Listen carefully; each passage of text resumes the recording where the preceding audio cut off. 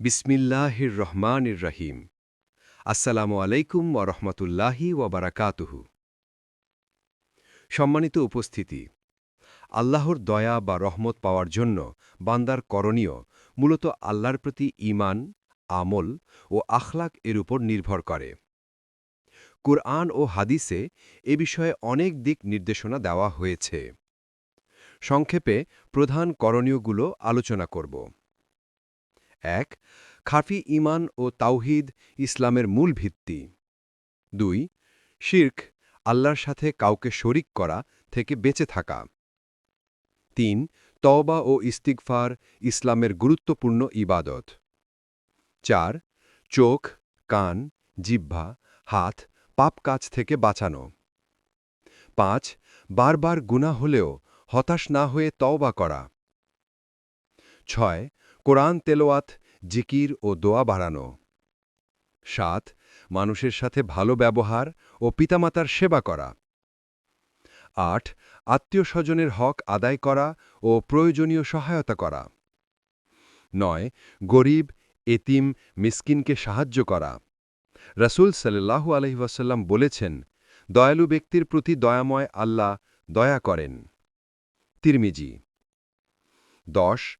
সদকা ও দান খয়রাত করা, গোপনে বা প্রকাশ্যে দান করা, দরিদ্র অসহায়দের সাহায্য করা।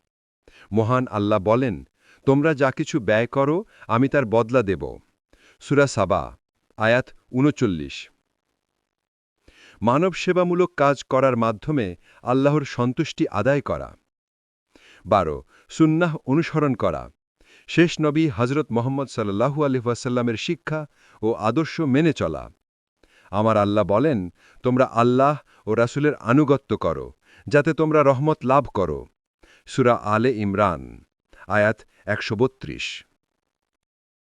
আল্লাহর দয়া পেতে হলে বিশুদ্ধ ঈমান, সঠিক ইবাদত, তওবা ও ইস্তিগফার, তাকওয়া, নিজ অঙ্গপ্রত্যঙ্গকে হেফাজত করা, আল্লাহর দয়া থেকে হতাশ না হওয়া, কুরআন তেলাওয়াত ও জিকির করা, ভালো ব্যবহার, আত্মীয়দের হক, গরিব ও এতিমদের সাহায্য করা, সদকা করা, মানবসেবামূলক কাজ এবং রাসূল সাল্লাল্লাহু আলাইহি ওয়াসাল্লামের সুন্নাহের অনুসরণ করা, এই ১২টি মূল বিষয় আঁকড়ে ধরা অপরিহার্য।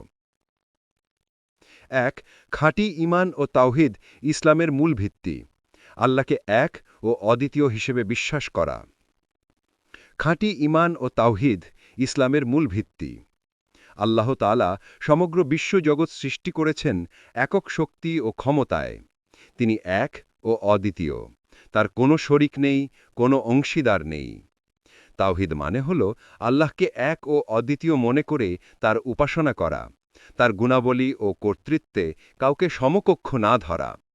আর খাঁটি ঈমান হল এই তাওহীদের প্রতি দৃঢ় বিশ্বাস, অন্তরের স্বীকৃতি, মুখের স্বীকারোক্তি ও জীবনের কর্মে তা বাস্তবায়ন করা।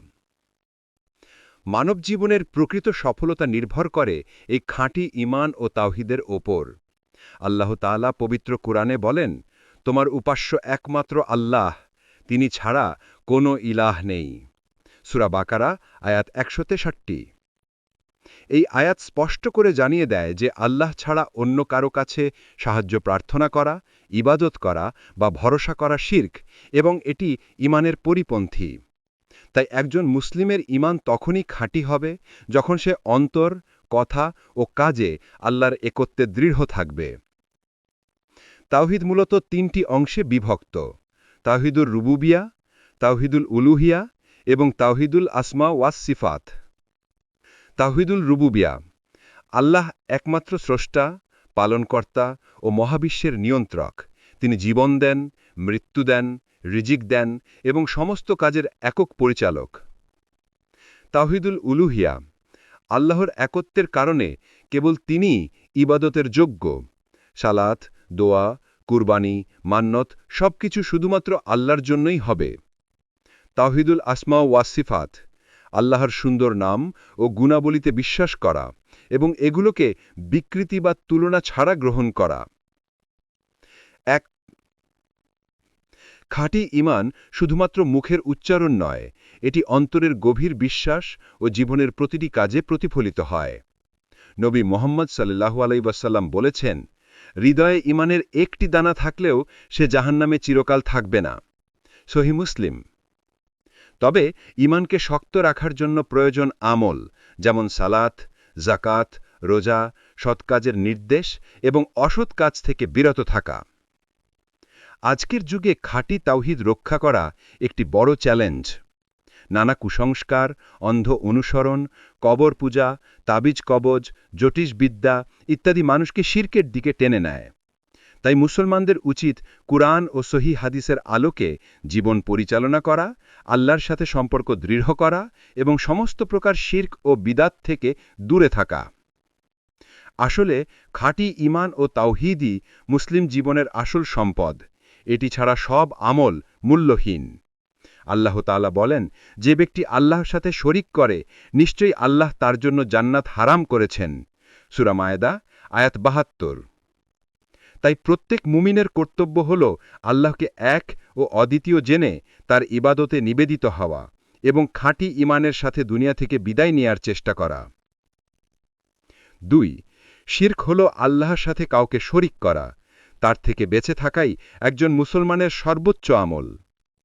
আল্লাহ বলেন, আমার রহমত বা দয়া সমস্ত কিছুকে আচ্ছাদিত করে, কিন্তু আমি তা লিখে রেখেছি মুত্তাকিদের জন্য। সূরা আরাফ আয়াত ১৫৬। আল্লাহর সাথে কাউকে শরিক না করা তাওহীদ, ইসলামের সবচেয়ে গুরুত্বপূর্ণ ও মৌলিক শিক্ষা। কুরআনুল কারিমে বারবার আল্লাহ তাআলা মানুষকে তার একত্ব স্বীকার করতে এবং শিরক থেকে বাঁচতে কঠোরভাবে নির্দেশ দিয়েছেন। শিরক মানে হল আল্লাহর গুণ, ক্ষমতা বা উপাসনায় কাউকে অংশীদার করা। এটি সবচেয়ে বড় গুনাহ, যা ক্ষমার অযোগ্য যদি কেউ তওবা না করে মৃত্যুবরণ করে। আল্লাহ একমাত্র উপাস্য। পবিত্র কালামে পাকে আল্লাহ বলেন, তোমার উপাস্য একমাত্র আল্লাহ, তিনি ছাড়া কোনো ইলাহ নেই। হক্কুল ইবাদ পূরণ করা। যদি গুনাহ মানুষের হক সম্পর্কিত হয়, যেমন চুরি, প্রতারণা, তাহলে সেই অধিকার ফিরিয়ে দিতে হবে বা ক্ষমা চাইতে হবে। ইস্তিগফার অর্থ ক্ষমা প্রার্থনা করা। এটি তওবার একটি গুরুত্বপূর্ণ অংশ। তওবা যেখানে পাপ ত্যাগ ও অনুশোচনার সাথে সম্পর্কিত, সেখানে ইস্তিগফার হল আল্লাহর কাছে বারবার ক্ষমা চাওয়া। কুরআনে এসেছে, আর যে কেউ কোনো মন্দ কাজ করে বা নিজের প্রতি জুলুম করে অতঃপর আল্লাহর কাছে ক্ষমা প্রার্থনা করে, সে আল্লাহকে ক্ষমাশীল, পরম দয়ালু পাবে। সূরা নিসা আয়াত ১১০। নবী মুহাম্মদ সাল্লাল্লাহু আলাইহি ওয়াসাল্লাম নিজেও প্রতিদিন বহুবার ইস্তিগফার করতেন। তিনি বলেছেন, হে মানুষ, তোমরা আল্লাহর কাছে তওবা করো। আমি দিনে ৭০ বার তওবা করি। সহিহ মুসলিম। তওবা ও ইস্তিগফারের উপকারিতা। আল্লাহর রহমত ও ক্ষমা লাভ হয়। হৃদয় পাপের কালিমা থেকে পরিশুদ্ধ হয়। দুঃখ, কষ্ট ও বিপদ থেকে মুক্তির পথ উন্মুক্ত হয়। রিজিক ও জীবনের বরকত বৃদ্ধি পায়। কোরআনে আল্লাহর প্রতিশ্রুতি, হে আমার বান্দাগণ, যারা নিজেদের ওপর জুলুম করেছ, আল্লাহর রহমত থেকে নিরাশ হয় না, নিশ্চয়ই আল্লাহ সব গুনাহ ক্ষমা করেন। সূরা জুমার আয়াত ৫৩। তওবা ও ইস্তিগফার একজন মুসলিমের জন্য আত্মশুদ্ধির প্রধান মাধ্যম। এটি আল্লাহর সাথে সম্পর্ককে দৃঢ় করে, গুনাহ মুছে দেয় এবং আখিরাতে মুক্তির নিশ্চয়তা দেয়। তাই প্রতিটি মুমিনের উচিত প্রতিদিন তওবা করা, বেশি বেশি ইস্তিগফার করা এবং আল্লাহর কাছে আন্তরিকভাবে ক্ষমা প্রার্থনা করে পাপমুক্ত জীবনের দিকে অগ্রসর হওয়া।